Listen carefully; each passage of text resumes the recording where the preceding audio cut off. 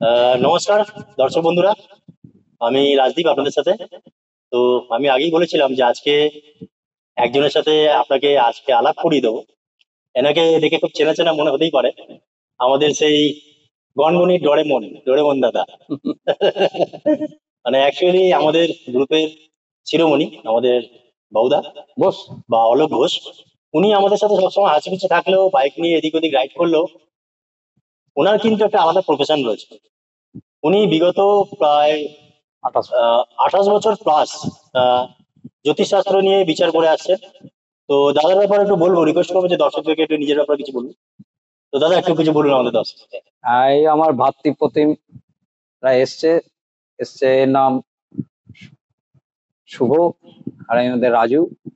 আমাদেরকে সবাই দেখেছো ট্যুরে, অর্থাৎ বাইক রাইডিং এ সময় আমরা থাকি। কিন্তু আমি পার্সোনালি একজন অ্যাস্ট্রোলজার। জীবনে জ্যোতিষশাস্ত্র প্রথমে বৈদিক শিখেছিলাম, বৈদিক শেখার পর কৃষ্ণমূর্তি পদ্ধতি শিখি, এবং সেটা হায়দ্রাবাদে। আমার গুরু প্রথমে ছিল দেবাশিস বন্দ্যোপাধ্যায়, রণতোষ সাহা, অশোক কুমার রায়। তো তাদের কাছ থেকে আমি অনেক প্রেরণা পাই অ্যাস্ট্রোলজি ব্যাপারে। অ্যাস্ট্রোলজি কৃষ্ণমূর্তি পদ্ধতি শিখি, এবং আমরা নিজেরা একটা ইনস্টিটিউট করেছিলাম। সেই ইনস্টিটিউটেও আমরা জ্যোতিষ কৃষ্ণমূর্তি পদ্ধতি শিখিয়েছিলাম। সেটা বিগত 2002 এরকম টাইম হবে। তো অ্যাস্ট্রোলজিটা নিয়েই আমার প্রফেশন, আর এই নিয়েই থাকি। তো এরা কিছু কোশ্চেন করবে জ্যোতিষ সম্পর্কে, অ্যাকচুয়ালি কিছুটা আজকে বলার চেষ্টা করবো।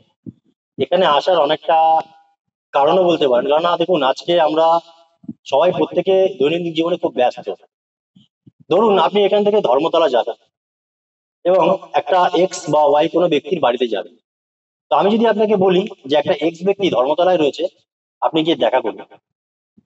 আর আমি যদি এটাই বলি যে একটা এক্স নামে ব্যক্তি নেতাজি সুভাষচন্দ্র বোসের পাদদেশে, মানে মূর্তিটার পাদদেশে দাঁড়িয়ে আছে, বেলা 9টার সময় সোমবার দিন আপনাকে ওখানে গেলে পাবেন। তো দুটোর মধ্যে কতটা বিস্তর পার্থক্য রয়েছে আশা করি বুঝতে পারছেন। জ্যোতিষশাস্ত্র ঠিক তেমনটাই। জ্যোতিষশাস্ত্র একটা বিজ্ঞান, যদিও এই নিয়ে অনেকের নানা মতবাদ রয়েছে। তো সে ব্যাপারে আমরা যাচ্ছি না, কেন ভিডিওটা বেশি দীর্ঘায়িত করবো না। বলার উদ্দেশ্য হচ্ছে এটাই যে জ্যোতিষ হচ্ছে আমাদের আগামী ভবিষ্যৎ কি আসতে চলেছে তার জন্য একটা আপনাকে আগাম সতর্কতা বার্তা দেয়, যার উপর নির্ভর করে আমরা আগাম জীবনটায় কিভাবে চলবো বা কিভাবে গেলে আমাদের ভালো হবে, সেটা একটা আপনার বেসিক ধারণা দেয়। এই নয় যে জ্যোতিষ আপনাকে সবকিছু বলে দেবে, মানে জ্যোতিষের কাছে এলেই আপনার সমস্ত সমস্যা একদম সমাধান হয়ে যাবে, তা নয়। কিন্তু সমস্যা যদি জানেন আপনি আগে থেকে যে আমার জ্বর হতে পারে, তাহলে আমরা কি করব, জ্বর হওয়ার জন্য যে কারণগুলো, সেগুলো থেকে আমরা ধীরে ধীরে সাবধানতা অবলম্বন করব, যার ফলে জ্বরের প্রভাবটা আমাদের শরীরে এবং আমাদের দৈনন্দিন জীবনে প্রভাবটা কম পড়বে। জ্যোতিষে কিন্তু তাই, আপনার আগাম বিপদ সম্পর্কে আপনাকে সচেতন করে দেবে, যার ফলে আপনি কি হবে, ভবিষ্যতে তার প্রতিকার করে আপনি এগোবেন, যার ফলে আপনার মাত্রাটা কমে যাবে। এই নয় যে আপনার একটা অ্যাক্সিডেন্টের যোগ রয়েছে, কোনো জ্যোতিষের কাছে গেলেন বা একটা পাথর পড়ে নিলে আপনার অ্যাক্সিডেন্টটা হবে না। ঠিক বর্ষায় যদি আপনি খালি মাথায় বেরোন, যেমন পুরো শরীরটা ভিজবে, আর ছাতা নিয়ে বেরোলে যেরকম আপনার মাথা এবং বডির আংশিক কিছুটা বাঁচবে, ঠিক তেমন হচ্ছে জ্যোতিষশাস্ত্র। আপনার যদি কোনো গার্ড থাকে, সেই বিপদ থেকে আপনাকে সাময়িক একটা সুরাহা দেবে। এই নয় যে আপনার ভাগ্যটাকে পুরো পাল্টে দেবে। তো দুটোর মধ্যে পার্থক্য বুঝতে হবে। জ্যোতিষ মানে এই নয় যে আপনি আপনার এলেন সমস্যার সমাধান হয়ে যাবে, আপনার বিচ্ছেদ হয়ে গেছে সাথী তাকে ফিরে পাবেন, কিন্তু এটাও নয় যে আপনি তাকে পাবেন না। আপনাকে প্রসেস জানা থাকলে, পদ্ধতি জানা থাকলে আপনি সঠিক পথে নিশ্চয়ই এগোবেন। তো এই ব্যাপারে দাদাকে আজকে দু একটা আমরা প্রশ্ন করবো, যে আমরা প্রায় জ্যোতিষীর কাছে যাই, জ্যোতিষীরা বলেন যে আপনার মন খারাপ আছে আপনি মুক্ত করুন, সাটান খারাপ আছে আপনি শনি করুন। তো সাধারণত আমরা যখন কোনো ডাক্তারের কাছে যাই, জ্বর হলে বলি যে ডাক্তারবাবু আমার জ্বর হয়েছে। তো ডাক্তারবাবু একটা নির্দিষ্ট টাইম বেঁধে দেন যে আপনি ক্যালপল 650 বা যাই হোক তাদের প্রেসক্রিপশন অনুযায়ী ওষুধ দেয়, 3 দিন খান, 3 দিন হয়ে ঠিক হয়ে যাবে। তো আমরা কিন্তু ওই ওষুধটা 3 দিনই খাই এবং 3 দিন পর সেটা ঠিক হয়ে যায়। এই নয় যে জবে থেকে ডাক্তারের কাছে গেলাম সারা জীবন ক্যালপল খেয়ে যাবে, তা তো আমরা করি না। তো আমরা এই যে জ্যোতিষীর কাছে যে যাই, জ্যোতিষীরা বলে যে আপনার ভাগ্য খারাপ আছে, অনেকে দেখি 10টা 15টা আংটি কবচ তাবিজ শিকড় বাকড় পড়ে থাকে। এটা কি আমাদের সারা জীবন পড়ে থাকতে হবে? অনেকে তো পড়ে থাকে। এ না, বিষয়ে কি বলবে? এবার আমি কিছু বলি। প্ল্যানেট অর্থাৎ গ্রহ, এর কোনো সত্যতা নেই, কোনো মিথ্যতা নেই। কোনো প্ল্যানেট খারাপ হবে, কোনো প্ল্যানেট ভালো হবে, এগুলো হচ্ছে সম্পূর্ণ ভুল ধারণা। ঠিক আছে, প্রত্যেকটা প্ল্যানেটই তার নিজের এনার্জি অনুযায়ী কার্যকারী ক্ষমতা আছে। আর জ্যোতিষ শাস্ত্রটা নির্ভর করছে কিছু সূত্র, প্রচুর সূত্র আছে কৃষ্ণমূর্তিজির পদ্ধতিতে। আমরা সেই সূত্রগুলো পাই, হাজারো হাজারো সূত্র। সেই সূত্র অনুযায়ী গ্রহদের নেচারের উপর ফলো করে আমাদের ফলাদেশ দিতে হয়। আচ্ছা তো সেই সম্পর্কে যদি বলি, অমুক গ্রহ খারাপ, যদি কারোর গ্রহ স্যাটার্ন যদি সপ্তম ভাবে থাকে, সপ্তম ভাব সবাই জানে যে বিয়ের বিচার হয়। হ্যাঁ সপ্তমে শনি রয়েছে বা রবি রয়েছে, দুজনেই যদি বিয়ের উপযুক্ত হয়, ঠিক আছে, তাহলে দুজনেই বিবাহ হতে দেবে। আচ্ছা শনি বলে বিয়ে দেবে না, রবি বলে বিয়ে দেবে, বা রবি হলে বিয়ে দেবে না, এরকম কোনো ব্যাপার নেই। দুজনের সিগনিফিকেন্ট যদি 7th হাউস থাকে, তাহলে দুজনেই বিয়ে দেবে। এবার এই গ্রহ দুটো যে বিয়ে দেবে তাদের নেচার অনুযায়ী বিয়ে দেবে। আচ্ছা রবি রবির নেচারে বিয়ে দেবে, শনি শনির নেচারে বিয়ে দেবে। আচ্ছা ধরো সন্তান যদি কারোর থাকে, 5th হাউসে যে বুধ রয়েছে বা 5th হাউসে মঙ্গল রয়েছে, দুজনেই যদি সন্তানের জন্য থাকে, তাহলে দুজনেই সন্তান দেবে। আচ্ছা এর মধ্যে কোনো শত্রুতা মিত্রতা কিছু হয় না। আচ্ছা কৃষ্ণমূর্তির পদ্ধতিতে অনেকে বলে যে রবির সাথে শনির শত্রুতা, বৃহস্পতির সাথে শুক্রের শত্রুতা, এরকম কিন্তু ধারণাটা সম্পূর্ণ ভুল। আচ্ছা এসব কিচ্ছু হয় না, কোনো যোগ ফোগ বলে কিছু হয় না। শনি রবি 20 যোগ হয়ে যাবে, এরকম কোনো ব্যাপার নেই। আমাদের কিছু অ্যাসপেক্ট থাকে, যেমন কনজাংশন থাকলে সেটা শুভ যোগ হয়ে যায়, ঠিক আছে, পীড়িত হয়ে যায়, এগুলো সম্পূর্ণ ভুল ধারণা। ঠিক আচ্ছা আছে, প্রত্যেকটা গ্রহ, ধরো আমি বলছি ইউক্রেনের সাথে রাশিয়ার যুদ্ধ হচ্ছে, হুম ঠিক আছে, ইউক্রেনের শত্রু রাশিয়া, রাশিয়ার শত্রু ইউক্রেন, তা ইন্ডিয়ার কি যায় আসে? না কিছুই যায় আসে না। আমরা আমরা রাশিয়া থেকে তেল নেবো, ইউক্রেন থেকে আমরা গম নেবো, সে আমরা আমরা পেয়ে যাবো, ওরা ওরা যুদ্ধ করুক, আমাদের কি জানার দরকার আছে? কি শনির সাথে রবি কি যুদ্ধ আছে, তার আমার চাটে তো কোনো দরকার নেই। একদম না একদম ঠিক ঠিক বললাম তো নাকি? একদম একদম তো ওই সত্য মিথ্য বলে এইসব কিছু হয় না। আর আচ্ছা ঠিক আছে, এই যে রাজযোগ আছে, আরে রাজযোগ কি রাজভোগ খাবে না? রাজভোগ খাবে না, তো এরকম রাজযোগ ফাজযোগ বলে কিছু হয় না। আচ্ছা তোমার চার্টের সিগনিফাই অনুযায়ী তুমি তার ফল পাবে, আচ্ছা এবং সেটা ফল পাবে দশা ক্যালকুলেশন এবং গোচর ক্যালকুলেশন। আচ্ছা ঠিক আছে, আচ্ছা আরেকটা প্রশ্ন করছি। এই যে আমরা অনেকের কাছে যাই, যে অনেকে সাধু বাবা থাকে বা অনেকে কুষ্টি দেখে, অনেকে হাত দেখে করে, অনেকে কপাল দেখে করে, এক একটা সাবজেক্ট। এক একটা সাবজেক্ট। তো দেখুন, তো এখানে অনেকের বক্তব্য থাকতে পারে, যেমন ধরুন মানুষের হাতে হস্তরেখা আছে, হস্তরেখা ধরে বিচার হয়। এবার যদি কেউ তর্কের খাতিরে বা বিতর্কের খাতিরে একটা কুকুর নিয়ে এসে যদি বলে যে আপনি এর হাত দেখে বিচার করুন, মানে আমাদের জ্যোতিষ শাস্ত্রটাকে মিথ্যা প্রমাণিত করার জন্য অনেকে বলে। অ্যাস্ট্রোলজি যে বিংশোত্তরী দশাবত চলছে, পরাশরের সৃষ্টি, সেই পরাশরের বিংশোত্তরী দশা সেটা মানুষের বিচারের জন্য, মানুষের বিচারের জন্য। আচ্ছা এবার হস্ত বিচার সেটা সম্পূর্ণ আলাদা সাবজেক্ট, আচ্ছা নিউমারোলজি টোটালি আলাদা সাবজেক্ট, আচ্ছা বাস্তুশাস্ত্র কি আছে জানি না, সেটা আলাদা সাবজেক্ট, অ্যাস্ট্রোলজি আলাদা subject। এর মধ্যে কোনটা নিখুঁত? কোনটার সাথে কোনটার সঙ্গে যার কাছে যেটা ভালো। যার কাছে যেটা ভালো। আমি অ্যাস্ট্রোলজি নিয়ে পড়াশোনা করেছি, আমি অ্যাস্ট্রোলজিকে বলবো সেরা। ও নিউমারোলজি নিয়ে পড়াশোনা করেছে, ও নিউমারোলজিকে বলবে সেরা। এটার আচ্ছা সাথে এটা কোনোটার সাথে কোনোটা ট্রানজাকশন। আচ্ছা, আমরা তো দেখি অনেক সময় যে জ্যোতিষীর কাছে যাই বা আপনার কাছেও যারা আসেন, ডেট অফ বার্থ আর টাইমটা মেন। একদম টাইম ম্যান। তো আজকে জ্যোতিষটা দাঁড়িয়ে রয়েছে পুরোপুরি বিশ্বাস, ধর্ম এবং বিজ্ঞানের উপর। একদম। তো আজকে ধরুন কোনো একটা বাচ্চা জন্ম হলো শনিবার দিন বেলা 2টোর সময়, যখন বাচ্চা ডেলিভারি হচ্ছে, ভূমিষ্ঠ হওয়ার টাইমটাকে মেন টাইম ধরা হয়, গ্রিনিচটাকে, যে জায়গায় জন্ম সেই গ্রিনিচটাকে ধরে বিচার হয়। তো এবার যখন আপনি বাচ্চাটা ডেলিভারি হচ্ছে, মা তো তখন অচেতন, পরিবারের লোক বাড়িতে, তো সেখানে একটা 2 মিনিট 3 মিনিট বা একটা ডিফারেন্স একটা আসে, কারণ ডাক্তারও তখন ব্যস্ত থাকে, রুগীকে বাঁচাতে হবে, বাচ্চাকে সঠিকভাবে ডেলিভারি করাতে হবে। তো সেটা কি খুব একটা ভূমিকা গ্রহণ করে যে জন্ম সঠিক টাইমটা যদি এরকম সঠিক হয়? সঠিক সময়টার উপরই সূত্রগুলো আছে। তো আমাদের জন্ম সময়, অর্থাৎ একটা মানুষ, একটা শিশু যখন ভূমিষ্ঠ হলো, হুম, অর্থাৎ সানের পাওয়ারে চলে এলো। একদম। আমাদের আত্মকারিক গ্রহ কোনটা বলি আমরা, রবিকে বলি। হুম, যে টাইমে ভূমিষ্ঠ হলো মানে ভূমিতে, সেই টাইমটাকেই ধরেই তার ভাগ্য। আচ্ছা, কবে তার পেটের মধ্যে ফার্টিলাইজার হয়েছে সেই টাইম তো কেউ জানে না। সে তো নিশ্চয়ই। সে তো স্বয়ং কৃষ্ণ ছাড়া কেউ বলতে পারে। এক্সাক্ট টাইমটা কিন্তু দরকার পড়ে। বলছি কি ধর 2-3 মিনিট তো হেল্প হতে পারে। দু তিন মিনিটের তফাৎ হলে কৃষ্ণমূর্তির পদ্ধতি প্রচুর তফাৎ হবে। কারণ কৃষ্ণমূর্তির পদ্ধতির যে কাসপাল সাবলট গুলো আছে সেটা 40 সেকেন্ডের তফাৎ হলে মানুষের ভাগ্য ঘুরে। তাদের এটা খুব একটা বড় চ্যালেঞ্জের ব্যাপার। একদম।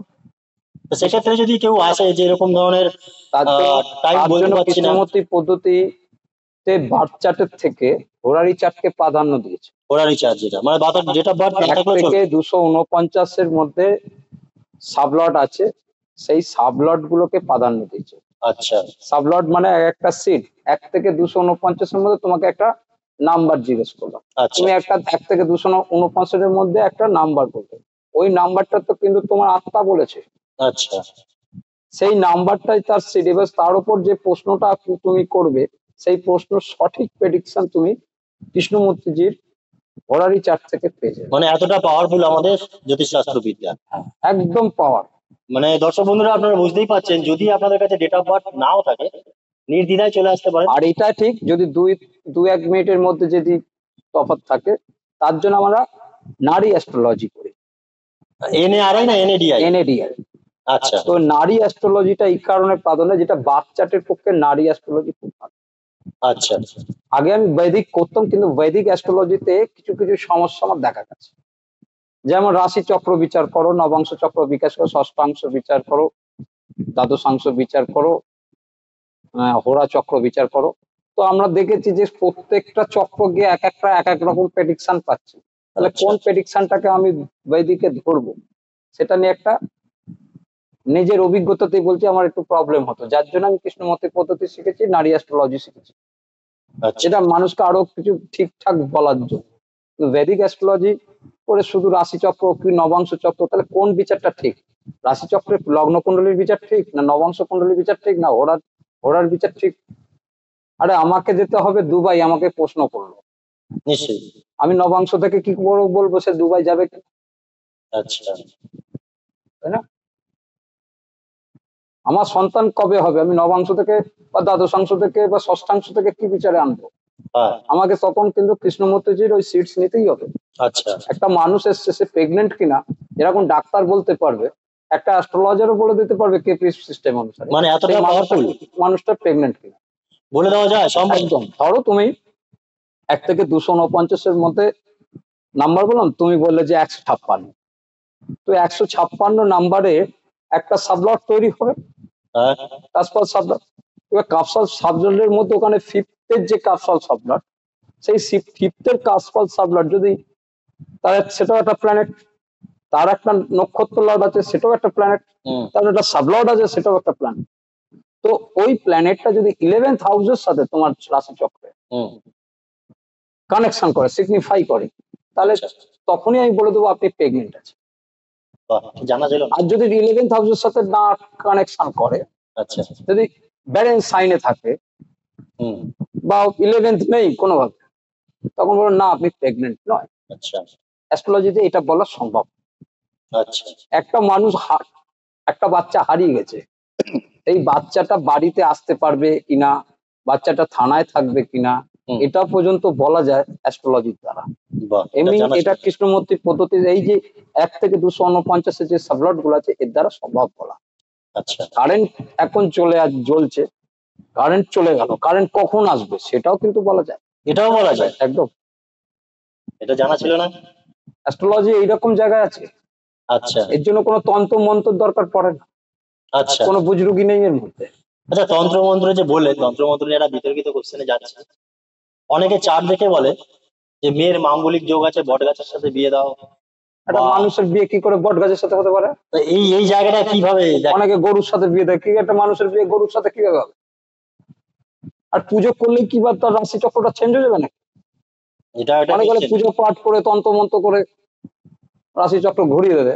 আরে বাবা, ভাগ্য অনেকে বলে পুজো করে নাকি ভাগ্য ঘোরানো সব। সম্ভবই না। ভাগ্য তো ভাগ্যই, ভাগ্যকে আবার কি করে ঘোরাবে? ভাগ্য, জ্যোতিষ অ্যাস্ট্রোলজার ভাগ্যটা বলতে পারে, ভাগ্য গড়ে দিতে পারে না। আমার ভাগ্যে যদি আজকে মাংস রুটি খাওয়ার থাকে তো আমি মাংস রুটিই খাবো, আচ্ছা, সে যে কোনো উপায়ে চলে আসবে আমার ভাগ্যে। এটাই তো ভাগ্য। আমি ভাগ্যটাকে ঘোরাবো কি করে? মানে পুরোপুরি সাইন্টিফিক, মানে কথায় যেটা বলে জন্মের সময় বিধাতা যা কপালে লিখেছে একদম একদম এই কথাটা সেটাই মানবে। ঘটবে। বিধাতা যা লিখে গেছে যেটা বলে কথাই আছে ওটাই ঠিক। ভাগ্যকে কখনো ঘোরানো যায় না, সম্ভবই নয়। তাহলে জ্যোতিষী যারা আছে তারা বিশাল বড় লোক হয়ে যেত, তাদের গাড়ি বাড়ি বিশাল জায়গায় সব প্রধানমন্ত্রী হয়ে যেত। নিজেকে নিজে চার্ট ঠিক করে নিত কি, হ্যাঁ, সব জায়গায় গ্রহ নিজের ইচ্ছা মতন বসিয়ে পুজো টুজো করে পুজো টুজো করে নিত, নিজের জীবনে সাকসেস থাকতো। তাহলে যে কোনো এমএলএ প্রধানমন্ত্রী হয়ে যেত। অবশ্যই এটা একটা কিন্তু ভ্যালিড পয়েন্ট। রাহুল গান্ধী প্রধানমন্ত্রী হতে পারছে না, তার মানে আপনার কথা, চক্রে নেই, হয়তো রাশি চক্রে নেই না প্রধানমন্ত্রী হওয়ার যোগ্য। আচ্ছা, সেই জন্য সে প্রধানমন্ত্রী হতে পারছে না। হুম, আরে চা বালা দেশের প্রধানমন্ত্রী হয়ে গেল। এটাও কিন্তু একটা লজিক। কিন্তু তার তার পেছনে ভাগ্য আছে। কর্মটা কাজ করে, তার পেছনে কর্মটা কাছে। কর্ম তো আছে, তার পূর্ব জন্মের কর্মফলটা ভোগ করতে হয় আমাদের 9th হাউস থেকে। আচ্ছা, পূর্ব জন্মের কর্মফল পাবে 5th হাউস।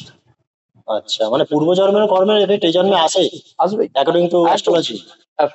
আচ্ছা, অনেকে যে বলে বাপ মা পাপ করলে নাকি তার ভোগ সন্তানকে করতে হয়, একদম পারফেক্ট। আমি কি এটা বললাম যে ধরো আমার কর্মফল, আমার কর্মফলটা নির্ভর করবে আমার পুত্রের উপর, আচ্ছা, বলে না, পুত্রের উপর নির্ভর করবে। আচ্ছা, কারণ নবমের নবম হচ্ছে পঞ্চম, আচ্ছা, নবম থেকে যে শক্তি আসছে সেই শক্তি আসছে পঞ্চম থেকে। আর আমি নবমের পঞ্চম, আমি আমার পঞ্চম ঘর, পঞ্চম ঘর। তার মানে আপনি বলতে চাইছেন যে যদি কারোর ডেট অফ বার্থ টাইম থাকে এবং তার বাবা মার না থাকে, তাহলে সেই বাচ্চার সার্টিফিকেট ধরে তার বাবা মার ভাগ্য ক্যালকুলেশন করা যাবে। করা যাবে। মানে বুঝতে পারছেন যে যদি আপনার কাছে আপনার বাবা মার ধরুন নেই, আপনার আছে, আপনার ডেট অফ বার্থ দিয়েই আপনার কিন্তু বাবার ভাগ্য বিচার করা যাবে। ধরো আমি তোমাকে বলছি, একটা মানুষ অর্থ রোজগার করছে, এবার দেখা যাচ্ছে যে অর্থ সে কিভাবে রোজগার করছে, তার দ্বিতীয় ভাব থেকে আমরা অর্থ রোজগার বুঝি। হুম, যদি দ্বিতীয় ভাবে, চতুর্থ ভাব বা নবম ভাবের সাবলর্ড যদি কোনোভাবে দ্বিতীয় স্থানে থাকে, কানেকশন সিগনিফাই করে, তাহলে পিতা মাতার কর্ম দিয়েই কিন্তু সে রোজগার করছে। ধরো পিতা মাতার একটা দোকান আছে, সেই দোকানে গিয়ে সে বসছে, আচ্ছা, হচ্ছে তো তার কর্ম। অবশ্যই, অর্থটা আসছে অবশ্যই। কোথা থেকে? পিতা মাতার পিতার ভাগ্য থেকেই আসে। পিতা মাতার থ্রু তাদের কর্মে দিয়েই সেই দোকান থেকে সে অর্থ ইনকাম করছে। আচ্ছা, আরেকটা কথা না বললেই নয়, অনেকের হাতে খারাপ লাগবে, যে অনেকে আমরা দেখি যে কোনো একটা ছেলে দিনের পর দিন ঘুরে বেড়াচ্ছে, কাজ পাচ্ছে না, কিছু না, কিন্তু হঠাৎ করে কারোর সাথে একটা বিয়ে হলো, তারপরে সে একটা চাকরি পেয়ে গেল। হম, এবার অনেকে বলে যে কি বউ ভাগ্যে হয়েছে, এটা অনেকে পুরুষরা মেনে নিতে চায় না। হ্যাঁ, তো সেটা কতটা কি যুক্তিগত?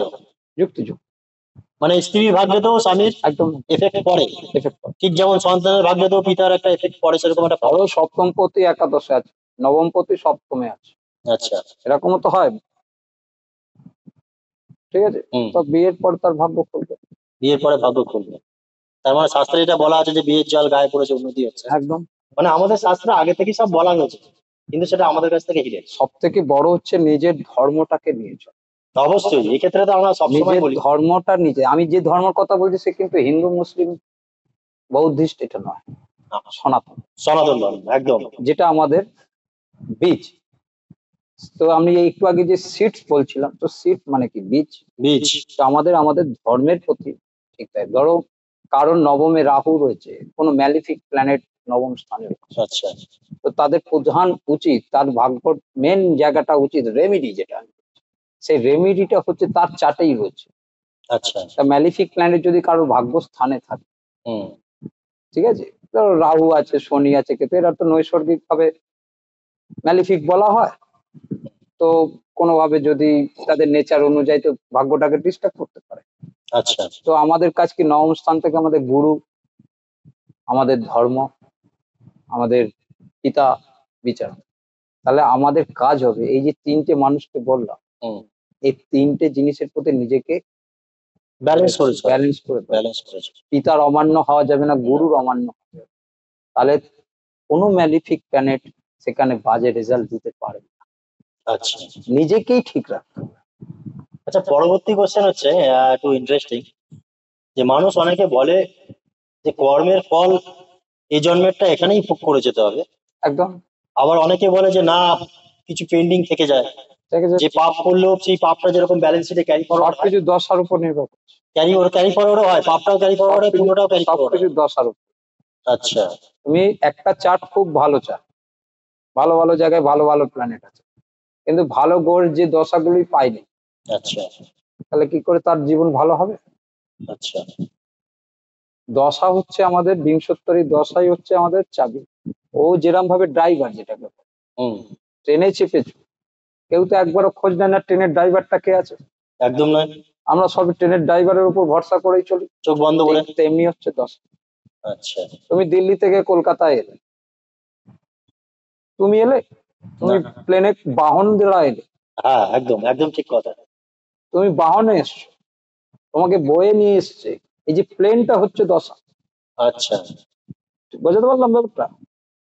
সেই জন্য প্রত্যেকটা মানুষ তার দশা অনুযায়ী এগোয়, আচ্ছা। এবং প্রত্যেক দশাতে তাকে সঠিক কর্ম, যদি বলে কর্ম করতে হবে, হুম। ত্যাগ বললে তাকে ত্যাগ করতে হবে, আচ্ছা। ডোনেশন বললে তাকে ডোনেশন দিতে হবে। আচ্ছা। তাহলে এরম ভাবে যদি করে এগিয়ে যাবে। কোনো মানুষের যদি সেকেন্ডের সাবলট 2, 6, 11 কানেকশন থাকে, আচ্ছা। সে গাছতলাতে বসে থাকলেও তার ব্যাংক ব্যালেন্স বাড়বে। আচ্ছা। তার ভাগ্যে আছে অর্থ, আচ্ছা। সে অর্থবান হবেই হবে। আচ্ছা, ভিডিও বেশি দীর্ঘায়িত করবো না, আজকের লাস্ট প্রশ্ন করবো, যেটা শুরুতেই করেছিলাম, যে পাথর, তাবিজ, কবচ বা বিভিন্ন যজ্ঞ টজ্ঞ, এগুলো কি মানুষের ভাগ্য ফেরাতে পারে? আর পাথর যদিও বা আমরা নিই, সেটা কি সারা জীবন পড়ে থাকবো? কবচ কি যদি নিই, সেটা কি সারা জীবন পড়ে থাকবো? এ ব্যাপারে কি বলবেন? স্টোন নির্ভর করে দশা। আচ্ছা। ঠিক আছে, প্রত্যেকটা স্টোনের তার নিজস্ব গ্র্যাভিটি আছে, এটা তার নির্ভর হয় দশা কিরকম। আচ্ছা। সব স্টোনে যে লাইফ টাইম হবে এরকম কোনো ব্যাপার নেই। তোমার পরিস্থিতি অনুযায়ী, তোমার রাশিচক্র অনুযায়ী তোমাকে স্টোন পড়তে হয়। আচ্ছা। ঠিক আছে। আর যজ্ঞর ব্যাপারটা আলাদা, একটা পৌরোহিত্যের ব্যাপার, ওগুলো সম্পর্কে আমি সেরকম কিছু জানিও না। আচ্ছা। সে যজ্ঞের দ্বারা মানুষের ভাগ্য পরিবর্তন হবে, এটা আমার ঠিক মাইন্ডে আসে না। ঠিক আছে। আর তার থেকেও বড় কথা, একটা রাশিচক্রে তার যে কুণ্ডলী আছে, কুণ্ডলীর মধ্যেই তার রেমেডি আছে। আচ্ছা। ভগবান তার কুণ্ডলীর মধ্যেই তাকে রেমেডি তৈরি করে। একটু আগেই বললাম না, নবম ভাবে যদি কোনো ম্যালিফিক প্ল্যানেট থাকে, তার প্রধান রেমেডি হচ্ছে তার পিতাকে মান্য করা, বাহ। তার গুরুকে মান্য করা, তাহলে আচ্ছা। তার ভাগ্য উদয় হবে। মানে কর্মের মাধ্যমেই সে নিজের ভাগ্যকে উদয় করতে পারে, একদম। আর সেটাকে আমরা ইগনোর করে আমরা আমরা এটা যজ্ঞ, করি, ওটা তন্ত্র, করি। তাবিজ, কবচের পিছনে আমরা ছুটে বেড়াই। তার মানে কোনো পাথর, কোনো এরকম ব্যাপার নেই যে আপনাকে সারা জীবন পড়ে থাকতে হবে। ধরো আমি তোমাকে একটা মহাভারতের উদাহরণ দিচ্ছি। মহাভারতে দ্রোণাচার্যকে কৃষ্ণ স্বয়ং বধ করেছিল। বধ আচ্ছা। করার ছলনা তো করেছিল সে, তো কেন করেছিল? সে তো গুরু ছিল সবার, পাণ্ডবদেরও গুরু, কৌরবদেরও গুরু, কিন্তু স্বয়ং কি সে গুরু হতে পেরেছিল? না, সে তো বিধর্মের পথে অংশগ্রহণ করেছিল। হ্যাঁ, সনাতন ধর্ম হচ্ছে এই জায়গাটায় যে তার নিজের ছেলেকেই তো সে কিছু শেখায়নি, আচ্ছা। কোনো সংস্কারই দেয়নি। আচ্ছা। তার ছেলে, নিজের ছেলে চলে গেছে কৌরব বংশে, কৌরবদের হয়ে লড়ছে, দুর্যোধনের মতন মানুষের সাথ দিচ্ছে, অন্যায়ের সাথ দিচ্ছে। অন্যায় বিধর্মের সাথ দিচ্ছে, অধর্ম করে যাচ্ছে। এবং সেখানেও সাথ দিতে গেছে স্বয়ং দ্রোণাচার্য তার নিজেও ছেলের গেছে। জন্য। ছেলেকে রাজপ্রাসাদ দিয়েছে, ছেলেকে রাজত্ব দিয়েছে, ধন সম্পত্তি দিয়েছে, কিন্তু ছেলেকে মানুষ সংস্কার দেয়। সেই জন্য তার ফিফথ হাউস ডিস্টার্ব ছিল। আচ্ছা। ফিফথ হাউস থেকে যেহেতু আমাদের সন্তান নিতে হয়, হুম। তাহলে সে তো অধর্মের কাজ করেছে, তার বেঁচে থাকার কোনো অধিকার নেই, সময় হয়ে গেছে, যেতেই হবে। খুব গভীর জিনিস। বললাম তো, মহাভারত যদি ঠিক মতন দেখা যায় এবং শ্রীকৃষ্ণকে ভালো মতন জানা যায়, তাহলেই অ্যাস্ট্রোলজি শিখে যাবে। আচ্ছা, আমরা দর্শক বন্ধুদের জন্য কোনো মেসেজ কিছু? কর্ম করতে হবে, সৎ কর্ম করতে হবে, সত্যকারে যেটাকে সনাতন ধর্ম বলা হয়, সনাতন পথে চলতে। আচ্ছা। ভাগ্য সাথ দেবে। ভাগ্যকে সাথ দেওয়ার জন্য কোনো পাথর, তাবিজ, কবচ, যজ্ঞ, পুজো, পাঠ পরের কথা, নিজে আগে কর্ম ঠিক রাখ। একদম একদম সঠিক ঠিক কথা। আছে। ধর্মকে মেনে চলতে হবে। মহাভারতের টাইমেও বা রামায়ণের সময় দেখেছো তো ধর্ম, সেখানে কোনো হিন্দু মুসলমান বলে কোনো উল্লেখ আছে? না, সনাতন ধর্ম। সনাতন ধর্ম। তো ধর্মকে নিয়ে চলুন। আচ্ছা, যত আপনি ধর্ম নিয়ে চলবেন তত আপনি জীবনে সুখী হবেন। নিশ্চয়ই। ঠিক আছে, ব্যাস। তো নমস্কার। বন্ধুরা, আজকের পর্ব আমরা এখানেই শেষ করছি। তার আগে আপনাদের কিছু বলতে চাই যে এই পর্ব আমরা ধীরে ধীরে চালিয়ে যাব। কারণ দেখুন, ট্রাভেলিং ঘোরা তো থাকছেই। যেরকম ঘুরতে গিয়ে আপনাদের নতুন নতুন ভিডিও, নতুন নতুন জায়গার আপনাদের সন্ধান দিচ্ছি, ঠিক একই ভাবে আপনাদেরকে এরকম টুকটুক ছোট ছোট করে টুকরো টুকরো পাটে পাটে জ্যোতিষ চর্চা নিয়ে আলোচনা আপনাদের সামনে নিয়ে আসবো। আপনারা চাইলে কমেন্ট করতে পারেন এই সেকশনে। কোনো যদি প্রবলেম থাকে, যদি জানার থাকে, আপনারা কমেন্ট করবেন। আর দাদার একটা ইউটিউব চ্যানেল আছে, যদিও সেটা নতুন খুলে দিয়েছি, কারণ দাদা কোনোদিনও নিজের প্রচার চায়নি, কোনোদিনও লাইভ লাইটে আসতে চায়নি, আমরাই ওনাকে জোর করেছি। দেখুন, কারণ জ্যোতিষশাস্ত্র বিদ্যাটা হচ্ছে এমন একটা বিদ্যা, মানুষের যদি বিন্দু মাত্র ভালো হয়, আমাদের উদ্দেশ্যই মানুষের ভালো করে, তাই ওনাকে জোর করে একটা চ্যানেল খুলে দিয়েছি আমরা। তো আপনারা ওই চ্যানেলে সাবস্ক্রাইব করবেন। আমি ডেসক্রিপশনে দাদার চ্যানেলের লিঙ্কটা দিয়ে দেবো। আপনারা সরাসরি দাদার চ্যানেলেও প্রশ্ন করতে পারেন, আমার চ্যানেলেও প্রশ্ন করতে পারেন। তো আশা করি আপনাদের কিছুটা হলেও জ্যোতিষশাস্ত্রের ব্যাপারে বলতে পেরেছি বা বোঝাতে পেরেছি। তো ভালো থাকবেন, দেখা হবে নেক্সট পর্বে। ধন্যবাদ।